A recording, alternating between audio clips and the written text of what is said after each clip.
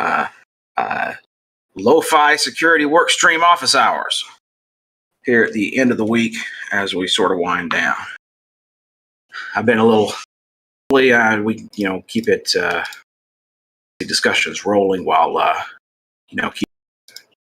go ahead and I will leave the it's on the stage, right? Because it's an event. But if it were just a people can jump in thing, that's seen. I know we've had some conversations going in the security public channel, interesting this week, about security at conferences. What with ETH Denver spooling up, there is somewhat of an increased risk. 12-word phrases worth thousands of dollars. So I think I'm going to take some time to cover that. There's also, there's all sorts of stuff we could talk about. Elliptic curve crypts, what everybody, anything that might be concerning you personally with, your security in the big wide world of the scary internet. So the first, the first thing that I would make sure to pay attention to if you're going to attend ETH, you're going to be in physical proximity to a whole bunch of other crypto enthusiasts, is that by doing so, you have, attack physically. Probably not I'm not talking stick ups or anything, but in attending a conference or gathering of like-minded crypto people, I would be relatively worried about cyber type stuff. I see the biggest danger of attending a conference like ETH Denver, the fact that to an attacker, it's going to look real juicy to see a room full of anonymously and at least some proportion, even if it isn't unencrypted on their computer, if they use MetaMask or so something other that's not a hardware wallet,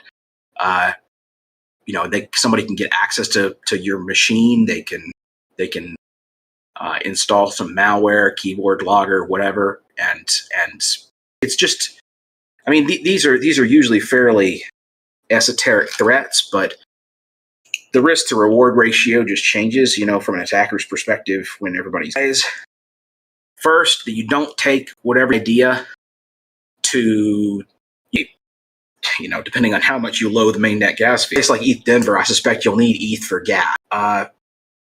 If you don't have the ability to get access to it yourself, while you're everybody, but it's worth thinking about. Next thing I'd advise is that you make sure that physically secure as much as possible. Not leave it in a room.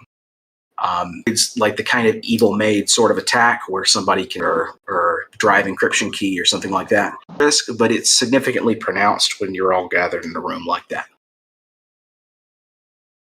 There's also probably important to are very secure these days if the passwords are very secure.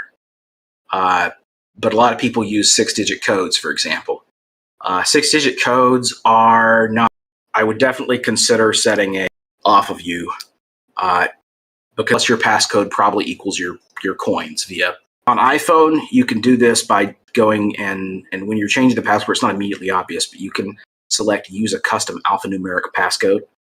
That's what I would advise. And just using if you're using those, there's a lot less entropy in that than you might expect. Don't touch it with a 10-foot pole, especially not if you're in a conference. That's my. Because I heard that you were giving out free keep keys to all the people that are volunteering, and you were going to hook them up with new hardware devices and all kinds of stuff. That's why I'm just. Well, I'll be happy to give out free keep keys to anybody, assuming that I get free keep keys to give out. Ping Highlander and Fostigos. Now, I don't know, that might be a decent marketing strategy. Yeah, no, I'm just messing with you, Mr. Nerdhair. Yeah, just The once you cover the physical attacks, which are probably the easiest to conceive of, just because humans are sort of wired to recognize when they're in proximity to people, and if you're paranoid about that, you can probably understand the implications and so forth. The interacting with fancy new DeFi thingamajigs. If this is one reason it's good to have a burner wallet. Contract. So in theory, you're supposed to be able to make a contract call to whatever, and that, at least if you also interact with a contract that has bad security. I'm thinking specifically here of ETH.Rune and other things .owner or Origin, TX.Origin as a security mechanism. That is extremely dumb. And, if you hold ETH.Rune as an example, so NFTs or something, a variety of different kinds of assets, not necessarily quantity of, but a variety of assets controlled by different contracts. I would advise not using that address to talk to anything new that you don't. Do remember that it's good best practice to review the contract you're going to interact with before you actually make a call to a contract. That is hard, unfortunately, and I realize that SaaS, be willing to lose it if you have to, and then you can try out the cool stuff. I'm also sort of wondering, like, if there might be any. I'd love to see them be the official side chain of ETH Denver or something. Like, I was thinking the other day, like, I wonder, like, at ETH Denver, I wonder from everybody during that conference. That would be an interesting figure. I don't even want to think about it. But to your point, Mr. Nerd here, XDAI kind of is like the official. Actually gave everybody Buffadai, which was like wrapped XDAI on the XDAI chain, and that's what everyone used to like buy gas fees for it, and it worked great. The way they process like tens of thousands of dollars of payments on XDAI for food over the course of the weekend. There's also, one of the major barriers to getting into Ethereum for me was the fact that, I wanted to write some cool stuff and put it on the blockchain, but then I was going to have to pay a ton of money, right, for contract deployments. And I suspect it's because it's going to suck and I don't have that kind of money. But anyway.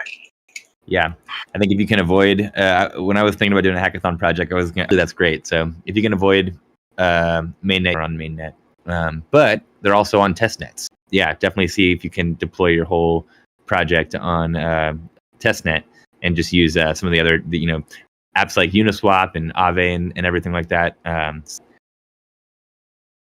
still hoping that, it's possible that COVID, stuff will make it so that, I don't really feel like being in a room full of people that week, but I hope I can make it. And if I can, I'm planning to develop the EMV on EVM. An EVM contract for parsing Europay, MasterCard, Visa. Yeah.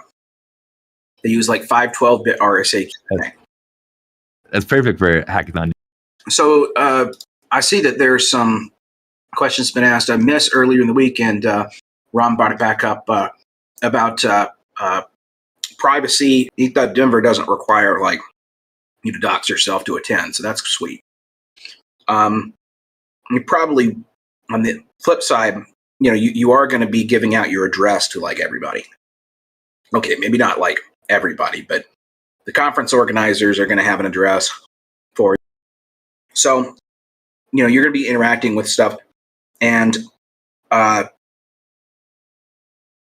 it's sort of a unique situation when people mark their entire financial history or something.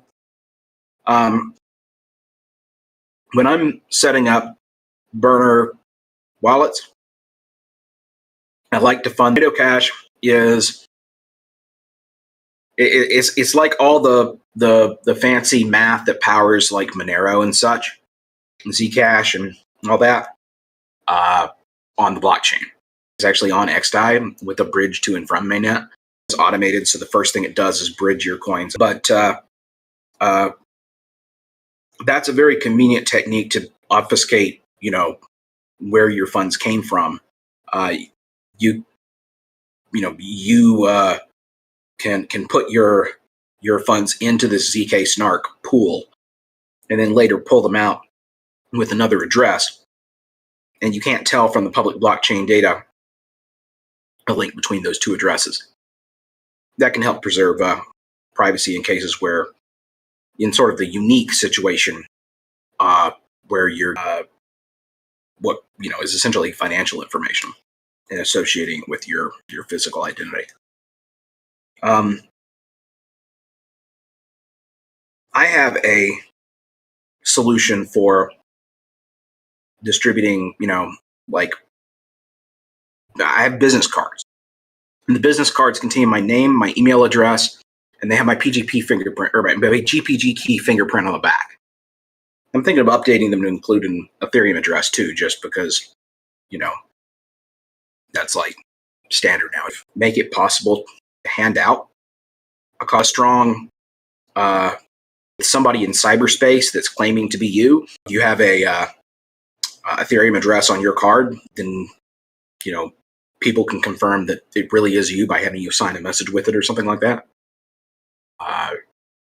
It does how much of your identity you should disclose, like situational personal question. Like in my case, I probably don't advertise my identity, but it's not impossible to look it up and figure out who I am. I mean, it's real identity. On the other hand, if you've made it this far, maybe you don't want to give out your real identity, and that's great. Maybe wear a little pin or something with as much as I remember the little picture above it.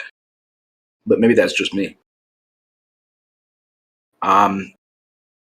I do think it would probably be a mistake that you throw away at the conference.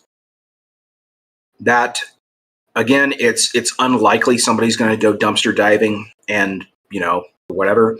But if you were going to do something like that, the trash at a conference like ETH Denver would be, way higher payoff than your ordinary trash.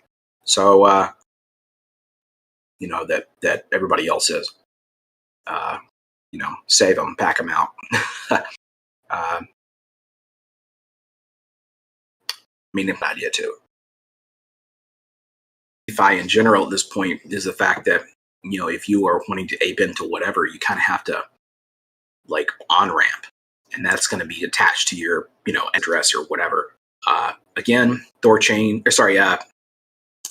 Cash can be very useful there. Thorchain is also very useful. I mean, not maybe so much for ETH Denver, just because, it says ETH in the name. So the kind of cross-chain interaction / L2 bridges and so forth, but something that, has a firewall between you and your identity. You can always use Thorchain to swap the value through something like Tornado Cash. There's no Thorchain integration with a privacy-focused chain yet. No. Oh, okay. I sent out requests. Yeah, so you could obfuscate the link, and then you only, or if you were your IRL identity. Let's see. Has brought up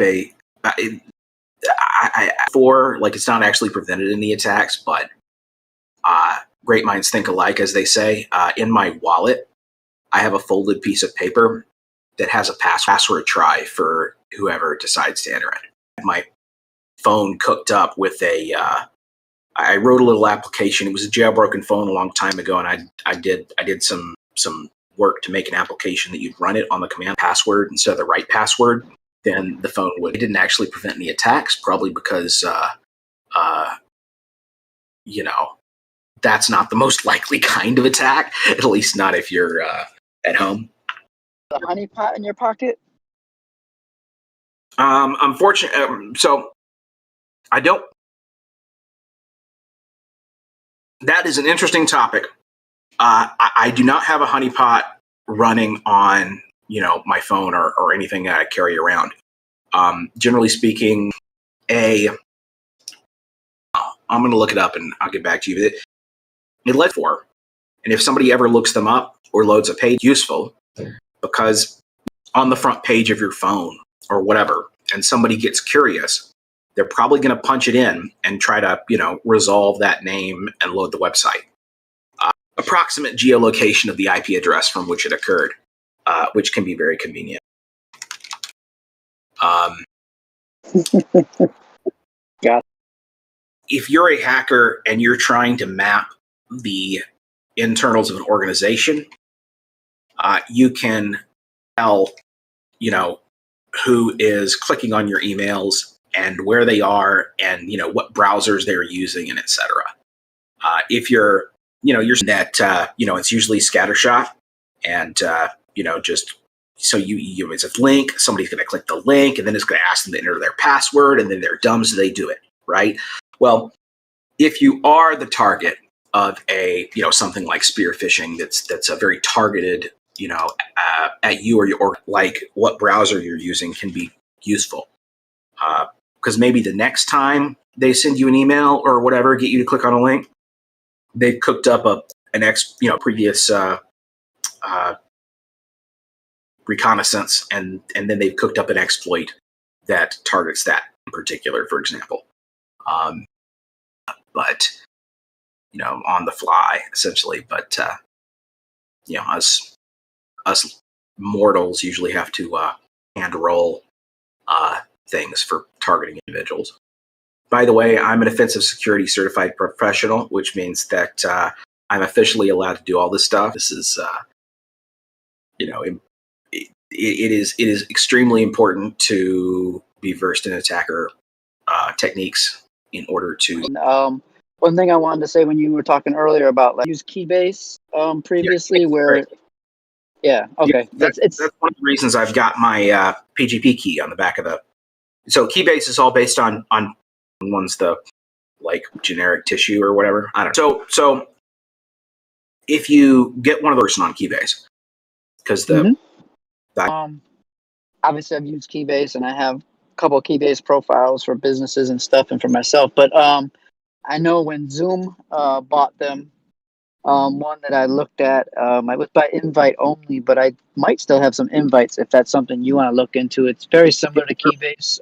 Especially if it's got GPG in the back end, it integrates and makes useful a tool that's already existed for a long time and that has, existing, we don't have to trust that it works. Being able to identify DNS and creating that identity that's verifiable. So I will I'll look through my site invites, and if I have one, I'll shoot you one so you can just take a look and play around if you choose to. So I'm realizing I forgot, one thing that I did want to mention that you should keep in mind if you are visiting a conference, proximity, but you'll also be more vulnerable to digital attacks based on proximity.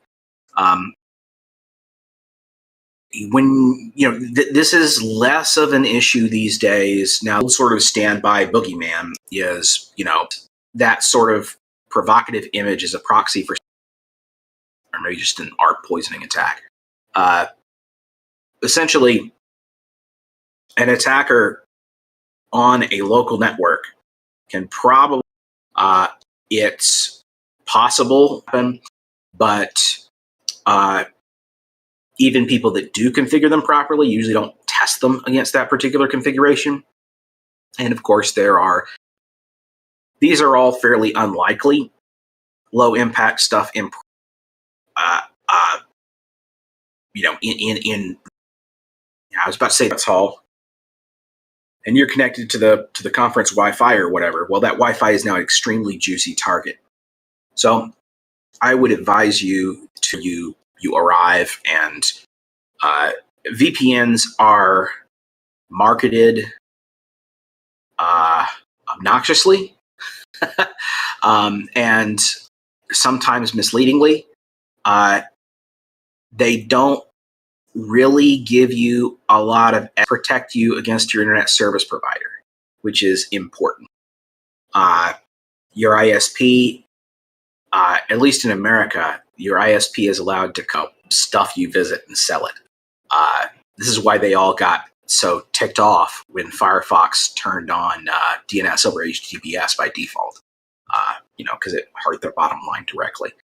Of course, there are lots of regulations and stuff that prevent them from sharing the content of what you do, but just the names of the sites is different about like laws and stuff. That's a whole different story. So use a VPN. I advise using something shit. WireGuard is faster, shinier, better, smaller, and like I've audited the code of many other VPN systems. If you're using a VPN, then you're fine. You can connect to public, or conference Wi-Fi or cell phone carrier or whatever is concerned. All you're doing is spitting out a stream of UDP packets. The packets are going, so maybe they can even tell which VPN you're using. But that doesn't mean that they know what you're doing with the VPN or are able to tamper with anything. So, the disadvantage of using a VPN is that everything you do goes through that VPN. It's just you'd have to decide to trust your local internet service provider, and you'd probably do it by accident, in the sense that, Miss asked what can't prove a negative, really. There are some I trust more than others, but you can never, short of running the thing and it is being deleted consistently according to the way they say it is, and that's just, you can't use cryptographic tools, for example, to prove that. Net, I think. And as IRVP, Mulvad they got WireGuard running, and they have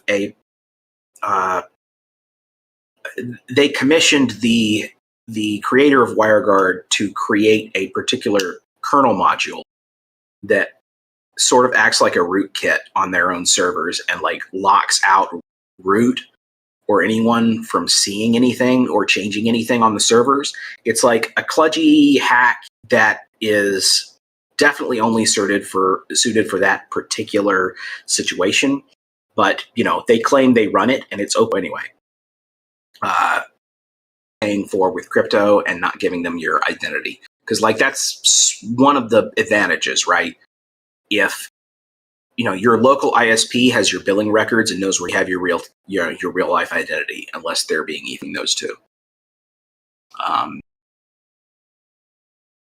It also means that you tend to avoid a lot of the nonsense about forced to implement these policies for thank you very much. Not like whatever version of that local authorities have decided I should get. And it's usually a lot easier to do that with VPNs. Also, typically, if you want one of those and tunnels and stuff, but it requires a static IP, as our VPN, like you can make everything in your home network routable if you really, really want to. That's just sort of a side effect, but it is actually convenient. I used it to put my garage door opener online once. Enter my garage door opener, IP address on my phone, and open up my garage door with the appropriate password, which is let's see.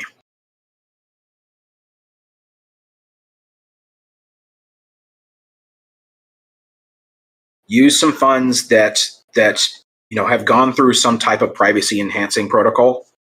If you care about that sort of thing, take your not as all your electronics, only as many electronics as you can keep an eye on. Use a VPN to protect yourself against local area, proximity based cyber attacks.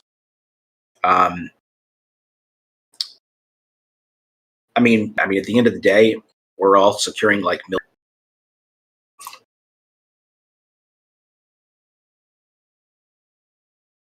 see.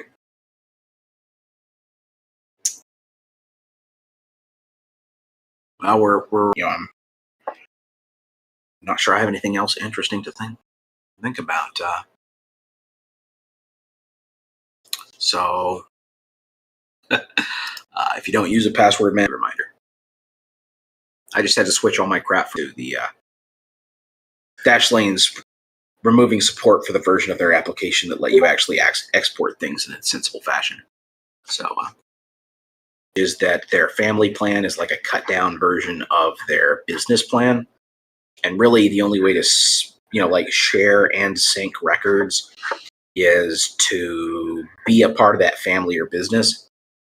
And that means that whoever owns or operates or whatever control, but I would do more expensive than a family account. If, the other to have access to all your stuff, that's cool. Great solution.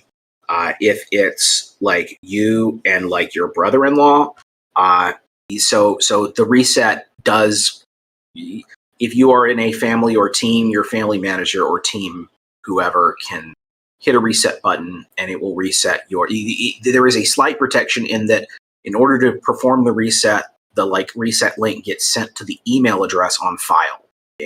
Somebody from getting it, and you left your phone logged in or something and they can get the link or whatever, you're kind of screwed anyway.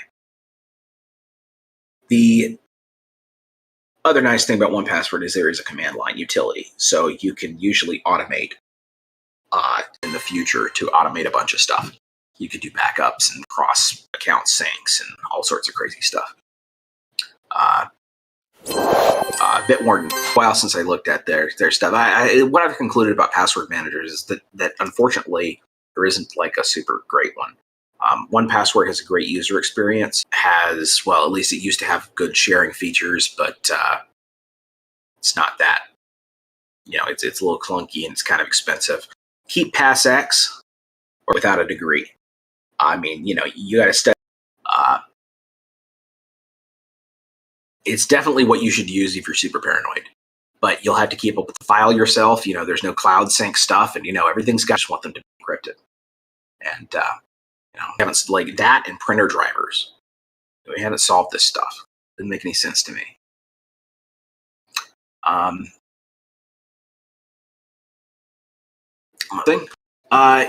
If you probably an older one or something, take a machine and disconnect the radios. Make sure that, depending on how paranoid you are, and especially if it's going to be necessary, except for all the things that aren't necessary, except for, display and keyboard and etc. For example, or that information. It can be useful to keep around an old computer that has had its wings clipped, so to speak. No Wi-Fi, just where and trust with your keys. On the off chance that, for example, you forget which derivation path you put some coins at. I don't know why I'm going into this specific. There's certainly not an example of this happening to me in the past. You'd standard BIP44 derivation path, but apparently I was dumb once and stored some native rune on like weird derivation paths and had to, search through every possible address passphrase 57 different times. And, it would take a week in order to, go through all the stuff. So that is definitely put Linux on it. And it runs almost, you can also put it in Docker for an extra.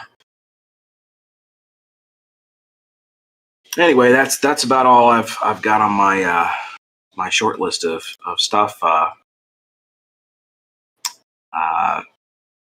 Any good sources to learn about Linux? Our engineering channel. Well, okay, I'm kidding there. The nerd in Linux will satisfy your requirements. Honestly, the easiest way is to just put it on something and start bashing at it. It's GNOME or KDE or something. I don't know who still uses KDE, but whatever. even just starting out at the GUI level and learning your way around it, you know, some traditional OS, and it's a great OS to do, I guess, hands-on learning from. Make yourself feel smart pretty fast. Figure out, you know, how to do anything, that go from not knowing how to do anything to there's a product I've been playing with recently that I'm just going to have to go plug because it is nice. Like, not even my Raspberry 400. I'm going to post it in the chat here. The Clockwork Pi dev term, it is the you know, you can rewrite the firmware for the keyboard if you want. You know, there's GPIOs out the wazoo. You can keep various TF card or the Wi-Fi module on it. There's a processor, which means that you can enter a command at the command line and kill the radio, like literally kill the power to the radio. Like, there's no power anymore. So it makes a neat air gap, because you can sort of go from not air gapped to air gapped in an almost software enough, but something serious like that you can, you know, that malicious software can't undo without power cycling the machine is real cool.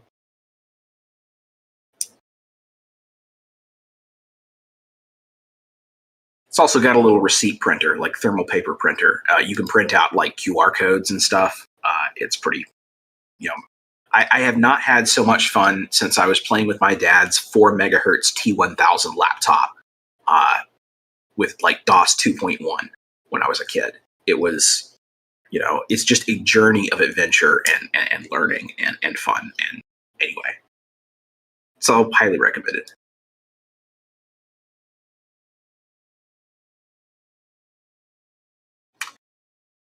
Okay, so it's like the third time I'm saying this, but I think this is like actually true. But now I'm actually out of information, and so I'm gonna pull Lo-Fi back up here, and I'll hang around in the chat to answer your questions for a little more. And I hope that you all have a good weekend.